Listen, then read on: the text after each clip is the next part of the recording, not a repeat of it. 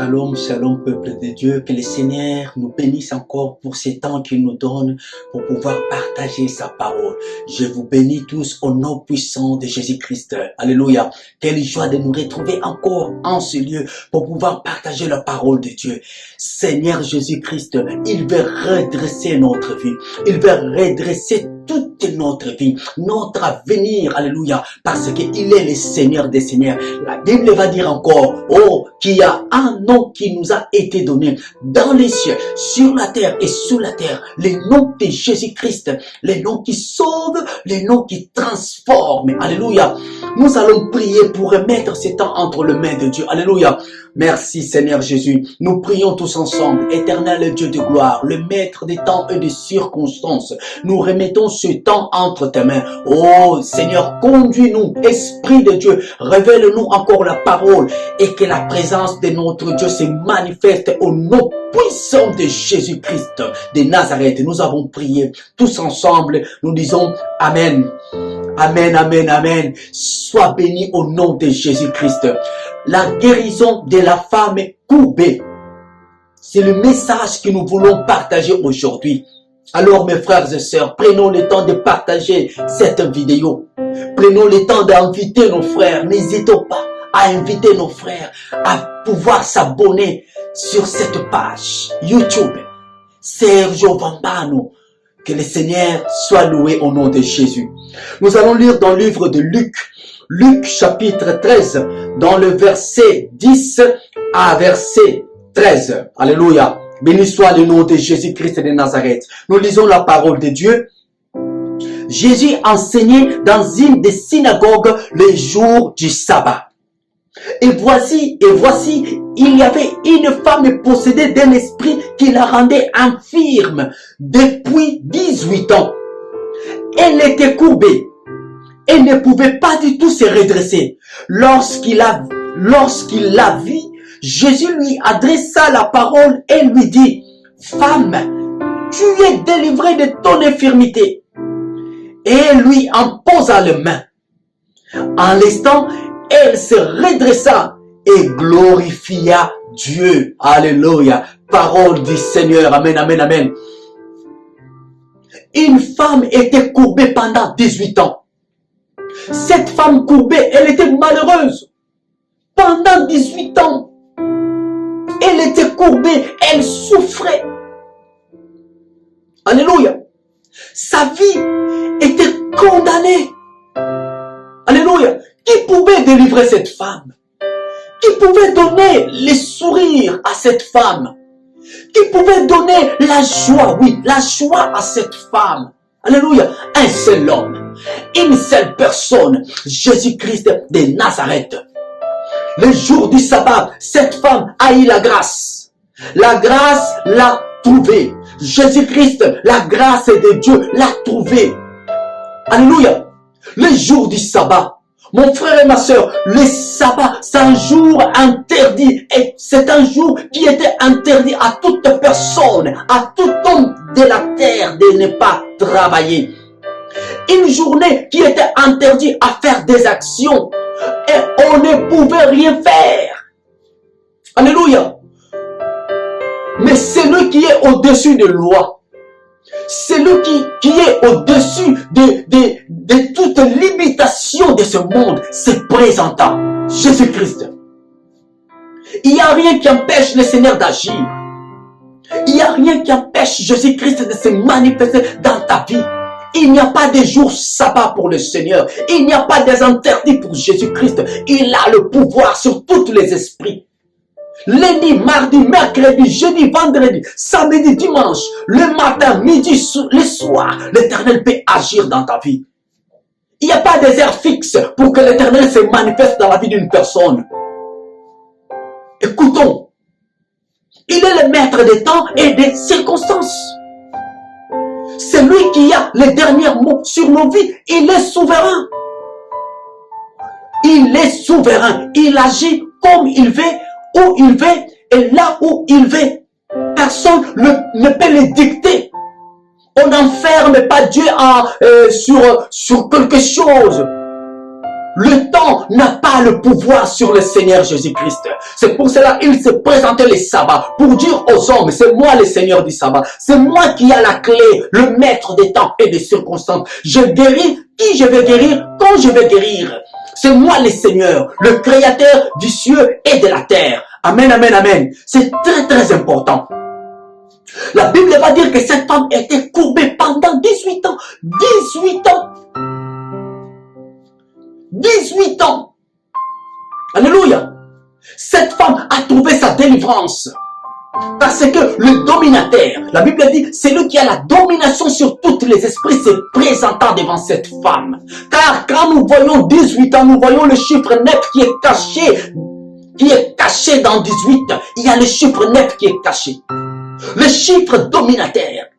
Il y a eu un électrochoc entre le chiffre 9 et le roi de rois, le dominateur. Alléluia. Cette femme ne pouvait que trouver sa délivrance. Oui, 18, 1 plus 8, nous avons 9. 1 plus 8, nous avons 9 qui est le chiffre dominateur. Et celui qui a le pouvoir sur tous les esprits, c'est Jésus-Christ de Nazareth. Et cette femme était possédée d'un esprit impur. Et le maître des esprits se présentant pour délivrer cette femme. L'esprit mauvais ne pouvait que se prosterner devant le roi de rois. Oh, l'Éternel, il a le pouvoir de redresser ta vie. Aujourd'hui, demain, après-demain. C'est lui qui connaît le jour qui va se manifester dans ta vie. L'heure et le temps dépend de notre Jésus. C'est lui qui est le maître de toutes choses sur cette terre. Il va redresser ta vie. Il va redresser ta famille. Il va redresser ton couple. Alléluia. Il va redresser l'avenir de tes enfants. Il va redresser toutes les choses dans ta vie. Il a la capacité. Amen, amen, amen. Oh, gloire à Jésus-Christ de Nazareth. La Bible va dire que cette femme était courbée. Quelqu'un qui est courbé, c'est quelqu'un qui regarde en bas, par terre, en bas. La Bible dit, je lève mes yeux vers le montagne, d'où me viendra le secours. Une femme courbée, une personne courbée, c'est l'image d'un chrétien charnel qui regarde qu'en bas. Il ne voit que des choses terrestres, l'argent. Il ne voit que les voitures. Il ne parle il parle comme des hommes terrestres. Alléluia, sa vision est limitée. Il ne peut pas lever son regard. Mais toi, tu es un homme spirituel. Le Seigneur nous appelle à être des hommes spirituels, des hommes qui regardent en haut. Les hommes qui lèvent leur regard. Levez vos mains vers l'Éternel. Levez vos regards vers l'Éternel, le maître des temps et des circonstances. Ne sois pas un chrétien charnel. Que ton regard ne se fixe pas sur les choses de ce monde. Alléluia. Regarde les choses avec un regard prophétique, avec un regard spirituel. Nous parlerons de ça un autre jour. Avoir un regard prophétique, avoir un langage prophétique. C'est très très important. Nous allons encore voir que la Bible dit que Jésus-Christ a adressé la parole à cette femme. Jésus lui adressa la parole et lui dit, femme, tu es délivrée de ton infirmité. Alléluia. Une parole a été prononcée, une parole a été adressée à cette femme pour ramener la liberté. Aujourd'hui, le Seigneur aussi parle à ton cœur. Aujourd'hui, le Seigneur aussi vient pour nous dire, oh mon fils, ma fille, tu es délivré. Je viens pour te redresser. Je viens pour redresser ta situation. Je viens pour redresser ta vie. Cet esprit humain, cet esprit impur, cette situation qui bloquait ta vie, je suis là aujourd'hui même pour te redresser. Le processus de redressement peut être déclenché si tu crois à cette parole. Amen. Amen. Le processus de redressement peut commencer si tu comprends ces étapes que nous sommes en train de dire. De croire que Jésus-Christ, d'abord, il est le Seigneur, le maître des temps. Et c'est lui qui détient les temps pour toi. Et avoir un regard spirituel, pas un regard terrestre. Être un homme spirituel, pas un homme charnel. Amen. Nous allons continuer. La Bible dit, et il lui imposa les mains. En l'instant, elle se redressa et glorifia Dieu. Oh, il est merveilleux notre Dieu. Une parole a été prononcée, mais le miracle n'était pas visible, c'était spirituel. Après, la Bible dit que l'Éternel l'a imposé les mains. En l'instant même, la femme se redressa et commença à glorifier l'Éternel. Sur la croix, la Bible dit, une parole a été prononcée. Alléluia. Notre Seigneur Jésus, il a dit, Père, tout est accompli. Sur la croix, il a prononcé la bénédiction pour toi. Une parole spirituelle. Maintenant, il faut qu'il puisse en poser les mains. Il faut qu'une action soit faite afin que nous puissions voir le résultat de cette parole. Les mains qui symbolisent le travail. Le royaume des cieux appartient aux courageux. Réveille-toi, toi qui dors. Alléluia. Il faut maintenant travailler. Il faut rentrer dans la prière. Il faut travailler. Rentrer dans des jeûnes. Il faut travailler. Marcher dans la crainte de Dieu. Il faut travailler. Faire l'œuvre de Dieu. Il faut travailler. Avoir la foi à la parole de Dieu. Il faut travailler pour voir l'accomplissement de cette parole qui a été prononcée sur la croix. Je voulais nous dire aujourd'hui, nous ne combattons pas dans la victoire. Excusez-moi, nous ne combattons pas pour la victoire. Je dirais même, nous ne combattons pas sans la victoire. Nous combattons avec la victoire. Donc, la victoire est là avec nous. Sur la croix, Jésus-Christ, il est notre victoire. Nous combattons avec la victoire. C'est ça l'assurance que nous avons. Il a tout accompli sur la croix. Il a dit tout. Tout est accompli sur la croix. Alléluia.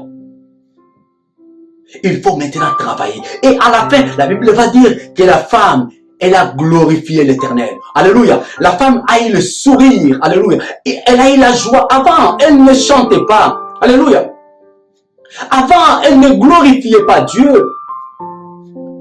Je ne sais pas, peut-être elle avait des chansons de tristesse. Des chansons de tristesse. Mais là, elle a commencé à glorifier l'Éternel. Elle a commencé à adorer l'Éternel. Elle a oublié toutes ces chansons de malheur. Elle a chanté une chanson de joie, une chanson d'allégresse. Mon frère et ma soeur, le jour que l'Éternel va te redresser, tu vas changer de chansons. Tu ne chanteras plus des chansons de tristesse. Ton visage, ton regard va changer. Tu vas rayonner de joie. Tu seras rempli de joie. Les gens qui t'entourent, ils vont voir la joie dans tes yeux, dans ton visage, oui. Ah, tu seras rempli de joie. Ils vont dire, certainement, cette femme, cet homme a été visité par l'Éternel. Oh, que la joie que la joie remplisse ton cœur. Que ton visage change. Alléluia.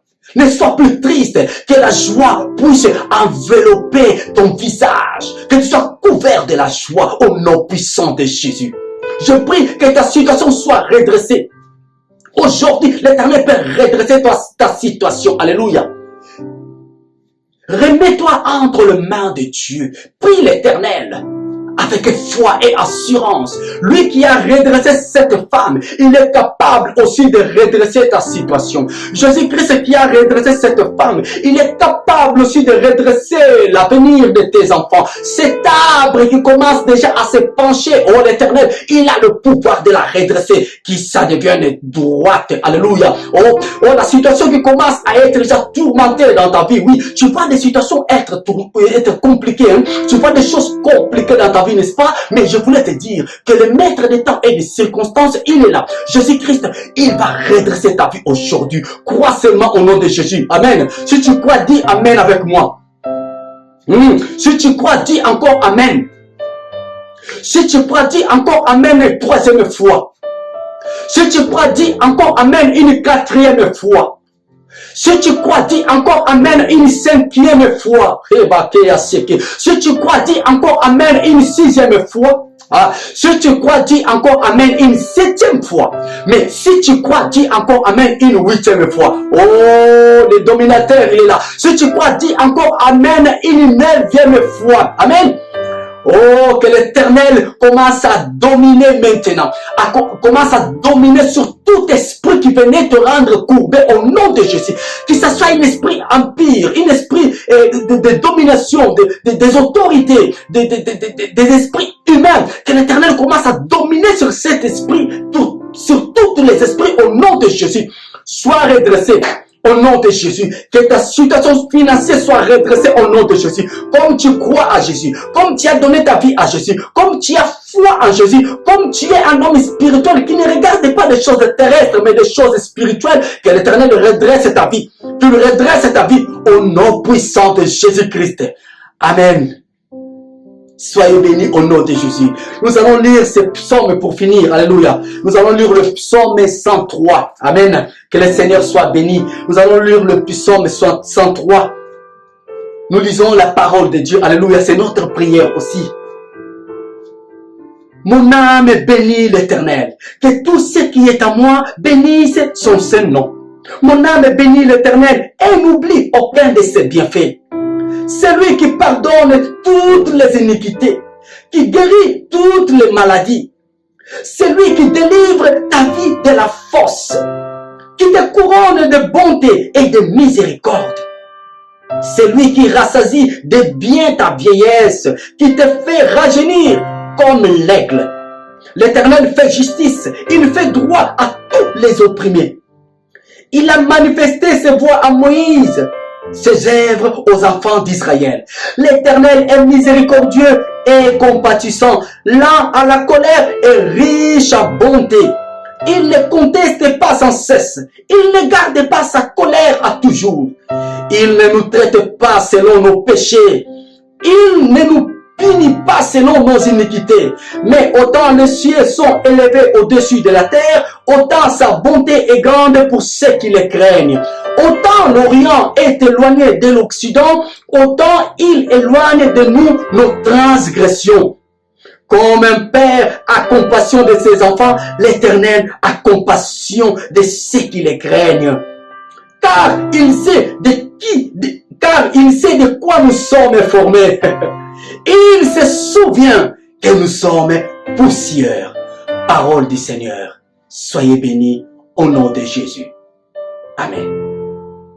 Laisse-moi t'adorer, laisse-moi t'élever, laisse-moi te louer, mon Jésus. Tu es si glorieux, Père éternel, Prince de paix, Alpha, Oméga, le lion de la tribu de Judas. Hosanna, Hosanna.